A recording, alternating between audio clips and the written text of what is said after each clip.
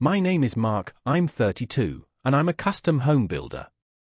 For most of my life, I've been the kind of man who keeps his head down, works hard, and believes that your actions should speak louder than your words. I built my life, my family, and my business on that simple principle.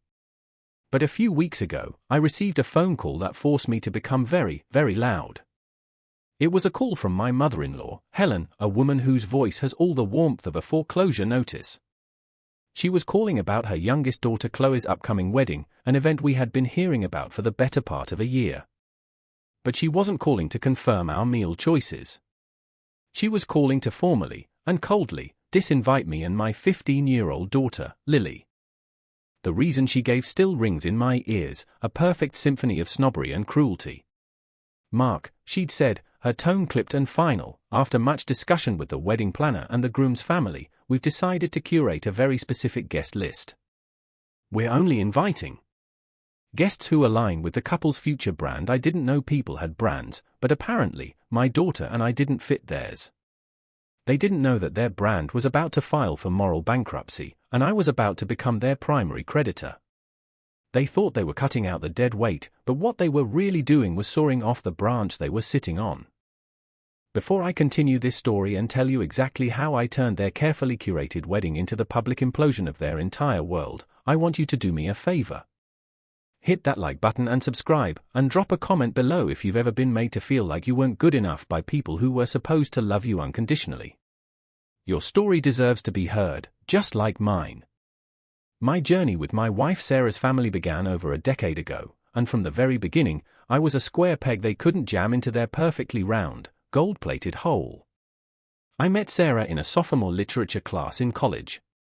She was brilliant, funny, and had a kindness that seemed completely at odds with the world she came from. Her parents, Robert and Helen, were old money, or at least, they desperately cultivated that aesthetic. Robert was a partner in a small, moderately successful investment firm, and Helen's full-time job was managing their social standing. When Sarah first brought me home to their sprawling suburban house, I could feel their judgment settling on me like a fine layer of dust. I was a scholarship kid from a working-class family, studying construction management. To them, I might as well have been a stable boy asking for their prize filly's hand. Robert looked at my calloused hands from my summer job with a barely concealed sneer. Construction, eh? He'd mused, swirling brandy in a glass. Good, honest work.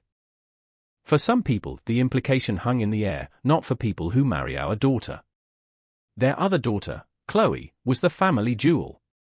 2 years younger than Sarah, she was the golden child in every sense of the word.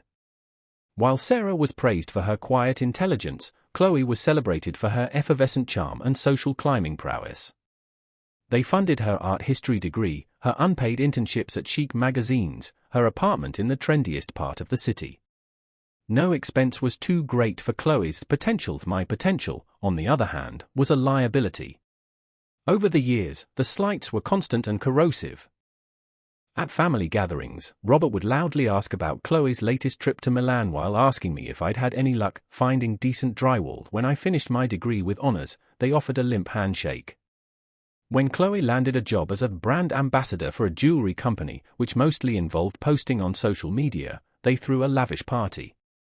After Sarah and I married and I was working long, grueling hours to build my career, they'd pull Sarah aside with concern, whispering about whether I was truly providing for her, whether she was happy with this simpler life. They never saw the sweat, the sacrifice, or the blueprint I was meticulously drawing for our future. They only saw what I wasn't, one of them. While my in-laws were busy curating their public image and funding Chloe's, I was quietly building an empire they couldn't even conceive of.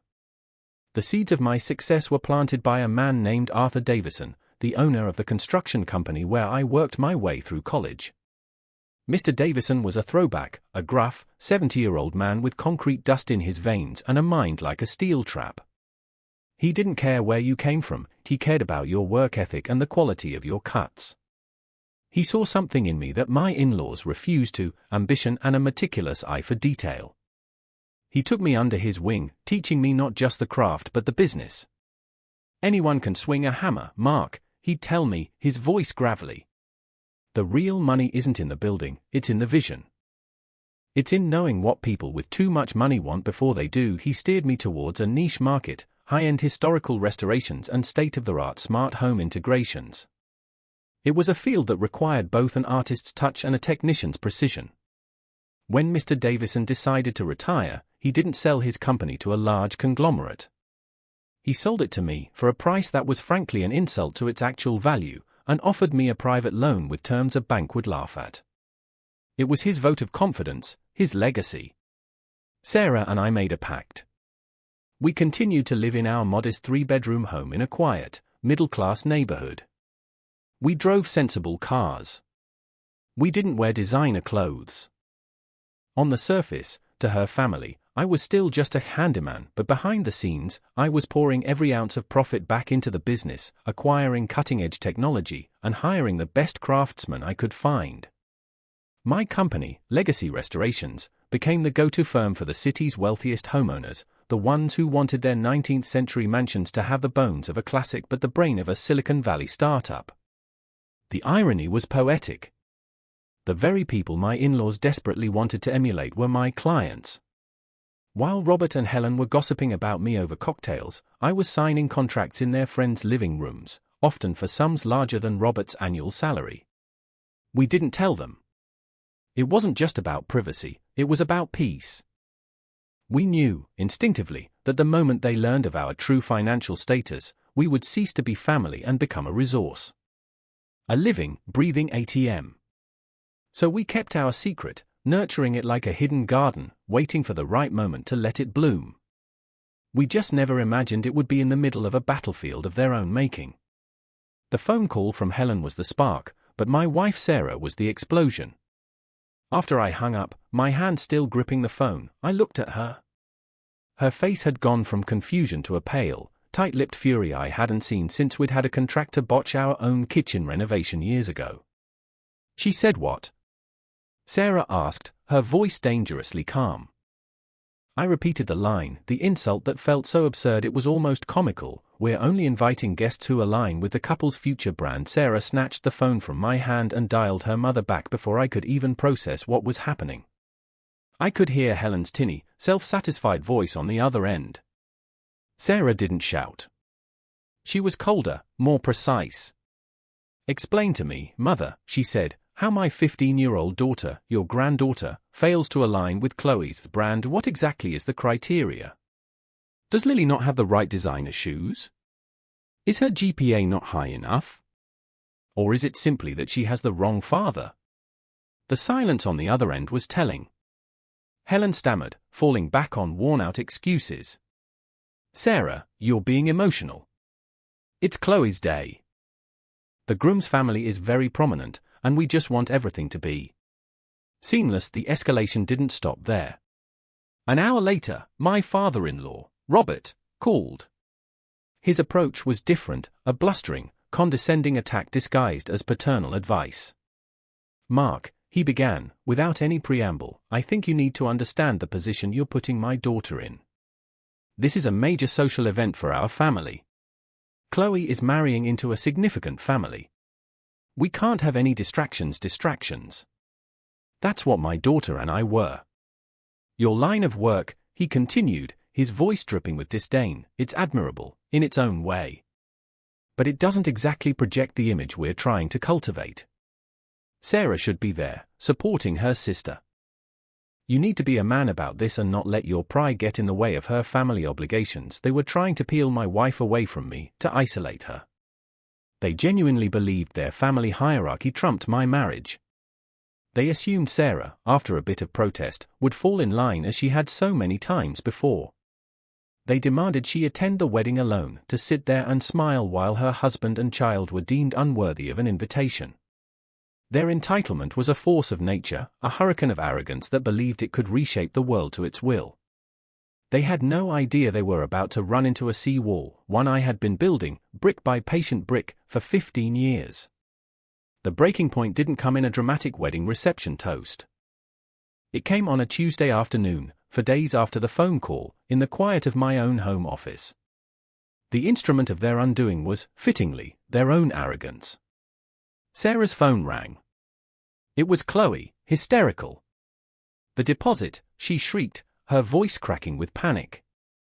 The final deposit for the venue. The check bounced.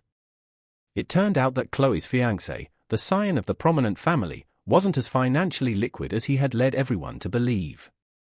His promises were as hollow as his trust fund. The whole lavish affair, the brand they were so desperate to protect, was built on a foundation of sand. A few minutes later, Robert called my phone. The tone was completely different now. The blustering condescension was gone, replaced by a strained, desperate cordiality. "Mark, my boy," he started, the words tasting like ash in his mouth. "We have a bit of a temporary cash flow problem." He explained the situation, the bounced check, the risk of losing the venue, the humiliation. And then came the proposition, the moment they unwittingly handed me the sword I would use to sever our ties forever. "We need $50,000, Mark. Just a short-term loan to cover this. Think of it as an opportunity. A chance to show your support for the family, to put all this recent unpleasantness behind us. You can buy your way back into our good graces." I put the phone on speaker. Sarah was standing beside me, her arms crossed. Lily, who had come home from school and heard the commotion, was standing in the doorway, her eyes wide with a mixture of hurt and curiosity. I took a deep breath. The moment was here. "Robert," I said, my voice calm and even. "I want to make sure I understand. You're offering me the chance to pay you $50,000 for the privilege of attending a wedding I'm not good enough for." Silence. Then, I continued. "It's funny you mentioned cash flow problems. I was just reviewing my company's quarterly reports. My net revenue for the last 3 months was just over $12 million. I let that number hang in the air. I could hear a sharp intake of breath. So, $50,000. To me, that's what I'd spend on a new truck. I could buy the entire wedding venue you're about to be kicked out of and turn it into a parking lot for my employees if I felt like it. But I won't be giving you a dime." I then walked him, blow by painful blow, through a decade of his own insults. "Remember when you called my job honest work for some people? That some people you looked down on paid for this phone call? Remember when you dismissed my degree? That education built the company that your daughter's prominent fiancé apparently can't afford to compete with. You banned my daughter, your own blood, from a party because you thought we would tarnish your image. The irony is, your image is a cheap fake, and my family, the one you tried to break, is the only thing of genuine value in this conversation." The silence on the other end of the line was the most satisfying sound I had ever heard.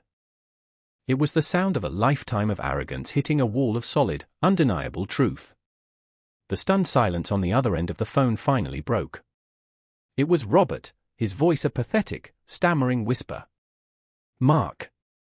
I had no idea. We didn't know." He was trying to pivot, to shift from a position of power to one of supplication, but it was too late. The mask had not just slipped, I had ripped it from his face. "Of course you didn't know," I replied, my voice hard as stone. "You never bothered to look. You never asked. You were too busy judging the cover to ever read the book." Suddenly, there was a scuffle on the other end, and Helen's tearful voice came on the line. "Mark, please," she sobbed, the practiced sound of a lifelong manipulator. "She's your sister-in-law. This will destroy her. It will destroy our family." Before I could respond, a third voice, shrill and venomous, cut through the phone. It was Chloe. "You're doing this on purpose," she screamed. "You're enjoying this. You've always been jealous of me, and now you're trying to ruin my wedding to get back at us." That was it. The last thread of any obligation I might have felt snapped. They weren't sorry for what they did, they were sorry they got caught. They were sorry their ATM had a mind of its own. I looked at Sarah, who gave me a firm, resolute nod. I looked at my daughter Lily, whose hurt expression had been replaced by a look of fierce pride. She finally saw her father not as a target, but as a shield. I held the phone up. "You're right about one thing, Chloe. I am enjoying this. I'm enjoying the fact that for the first time, you are all seeing me for who I am, not who you wanted me to be," I said calmly. "But you're wrong about the family part. You made it perfectly clear that my daughter and I are not your family. So, as a non-family member and a stranger who you tried to extort money from, I wish you the best of luck with your financial problems. Goodbye, Robert. Goodbye, Helen. With that, I ended the call. A profound silence filled the room, and then Sarah wrapped her arms around me, burying her face in my chest. Her tears weren't for her parents, they were tears of relief, of a burden lifted. I hugged her back, feeling a decade of tension release from my shoulders. I had finally stood up, not just for myself, but for my wife and for my daughter. I had walked away from their toxic battlefield, leaving them to choke on the ashes of their own creation. The days that followed were a maelstrom of familial fallout. The first wave was denial, followed swiftly by a campaign of guilt and manipulation aimed squarely at Sarah. Helen sent a barrage of texts, each one a masterclass in passive aggression. I can't believe you're letting that man poison you against your own mother. Your sister is crying herself to sleep every night. I hope your happy family is supposed to forgive. What you're doing is cruel. Robert tried a different tactic, attempting to leverage other family members against us. He called his sister, who then called Sarah, trying to broker a peace treaty that involved us apologizing for humiliating them. It was gaslighting on an epic scale. They were trying to rewrite the narrative, to cast themselves as the victims of my cruel, vengeful ego. But the seawall held. Sarah blocked her mother's number and responded to her aunt with a simple, firm text. Mark and Lily were uninvited from the wedding because they weren't good enough. The moment my family needs something, they can call my husband and ask for his help. Her loyalty was my rock. My chosen family also rallied. My best friend, Dave, who had witnessed my in-laws' snobbery for years, took me out for a beer and just let me vent. My colleagues at Legacy Restorations, who knew me as a demanding but fair boss, caught wind of the story and offered their quiet, steadfast support. The most surprising validation came from Sarah's Aunt Carol, Helen's younger sister. Carol called one evening, her voice hushed and conspiratorial. "I'm not supposed to be calling you," she whispered, "but I have to. First of all, good for you. It's about time someone stood up to Robert's nonsense. Second, you have no idea the chaos you've caused. They are losing their minds." She painted a picture of absolute pandemonium. Chloe's fiancé was getting cold feet, the wedding was in tatters, and Robert and Helen were spinning a web of lies so convoluted they could barely keep their story straight. They were telling everyone that I was a vindictive millionaire who had always harbored a secret jealousy. The truth was, I wasn't jealous. I was free. And they couldn't stand it. Their attempts to manipulate us failed because they were based on a false premise that we still cared about their opinion. We didn't. We were building our own fortress, and their poisoned arrows just bounced harmlessly off the walls. The consequences of their actions arrived, as they always do, right on schedule. The wedding, once planned as a monumental society event, became a sad, downsized affair held at a local country club. According to Aunt Carol, the atmosphere was thick with tension. Chloe's fiancé, facing the reality of his own financial instability and the sheer toxicity of his future in-laws, looked like a man being led to the gallows. The prominent family he belonged to was more prominent in debt than in assets.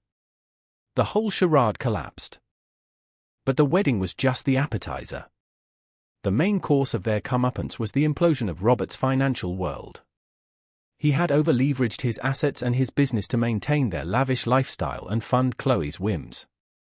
The failed wedding was the final straw that spooked his partners and his bank. Within 3 months, his firm forced him out, and they had to sell the sprawling family home I had first been judged in all those years ago. They moved into a small, rented condo. Chloe's fiancé, seeing no brand alignment with a broken, disgraced family, called off the engagement a month after the wedding. She was forced to get a real job, one that didn't involve posting photos from a yacht. While their world was shrinking, ours was expanding. I took Sarah and Lily on that month-long trip to Europe we had always talked about but kept putting off. We stood under the Eiffel Tower, we ate gelato in Rome, we walked the historic streets of Prague. It wasn't about the money, it was about the time. It was about creating our own memories, our own traditions, completely untethered from the judgment and expectations that had shadowed us for so long. We came back renewed. Lily, who had been so deeply wounded by her grandmother's words, had a new confidence. She saw that her father's strength wasn't just in building houses, but in building a safe and loving home. Sarah and I were closer than ever, partners in every sense of the word. We were healing, not from what they did to us, but from what we had allowed them to do to us for far too long. We were pruning the dead branches from our family tree, allowing new, healthier life to grow in its place. About 6 months after the non-wedding, after the dust had settled on their old life and we had firmly established our new one, a letter arrived in the mail. It was a simple white envelope, addressed to Sarah in her mother's familiar, looping handwriting. Sarah hesitated before opening it, looking at me with uncertainty. I just nodded, a silent signal that whatever was inside, we would face it together. It wasn't a rant or a demand. It was an apology. It was clumsy, imperfect, and still tinged with self-pity, but it was the most honest thing I believe Helen had ever written. She wrote about the humiliation of losing their home, about the shock of Chloe's broken engagement, but then the tone shifted. She wrote about the silence, the gaping hole left in her life where her daughter and granddaughter used to be. I see pictures of your trip online, she wrote, and I see how happy you are. We were so obsessed with the image of happiness that we forgot how to actually be happy. We were blinded by what we thought was important, status, money, what other people thought. I see now that we pushed away the only thing that was ever truly valuable. I lost my daughter because I was a fool. She didn't ask for money. She didn't ask for forgiveness. She just asked if Sarah would be willing to meet her for coffee. Just the two of them. After a long discussion, Sarah agreed. The meeting was tense and tearful, but it was a start. Helen admitted everything, the favoritism, the snobbery, the terrible mistake they had made with me and Lily. A few weeks later, Sarah asked if I would be willing to see her. I agreed, but on my terms. We met in a neutral public place. I laid out my boundaries clearly. Our relationship, if it was to exist at all, would be built on a foundation of respect. My wife, my daughter, and my life's work were not up for debate or judgment. She agreed, her eyes filled with a humility I had never seen in her before. It was a tentative truce, a fragile bridge built over a chasm of past hurts. Robert and Chloe remained out of the picture, too deep in their own pride and bitterness. But with Helen, a small seed of a new, healthier relationship had been planted. Whether it would grow remained to be seen, but for the first time, there was at least the possibility of light. Looking back on it all now, the entire dramatic arc feels like a lifetime ago. The anger has faded, replaced by a quiet sense of peace. The ultimate vindication wasn't the moment I revealed my financial success on the phone, that was just the catalyst, the tool I used to break the lock. The real vindication came in the quiet moments that followed, watching my daughter laugh freely in a foreign country, seeing the weight lift from my wife's shoulders, and feeling the profound rightness of my own choices. I learned that my worth was never determined by my in-laws' approval. It wasn't measured by the balance in my bank account or the square footage of my house. My worth was forged in the long hours on job sites, in the integrity of my work, and in the unwavering love I have for my family, my real family, Sarah and Lily. The money didn't make me a better man, it simply gave me the power to demand that I be treated like one. It was the megaphone that finally allowed my actions, which had been speaking volumes all along, to be heard by people who had chosen to be deaf. We are building a new relationship with my mother-in-law, one slow, cautious brick at a time. It's defined by the boundaries I set that day, boundaries of respect and honesty. Maybe one day, Robert and Chloe will find their way out of the wilderness of their own making, but that's their journey, not ours. Our path is clear. It's a path we built ourselves, on our own terms, with our own hands. True wealth isn't about curating a brand or impressing the right people. It's about living an authentic life, surrounded by people who see you, value you, and love you for exactly who you are. Thank you for listening to my story. If any part of this resonated with you, if you've ever had to fight to define your own worth against the expectations of others, please share your experience in the comments. Hit that subscribe button, because every story of standing up for yourself deserves to be part of a larger chorus. You are not alone.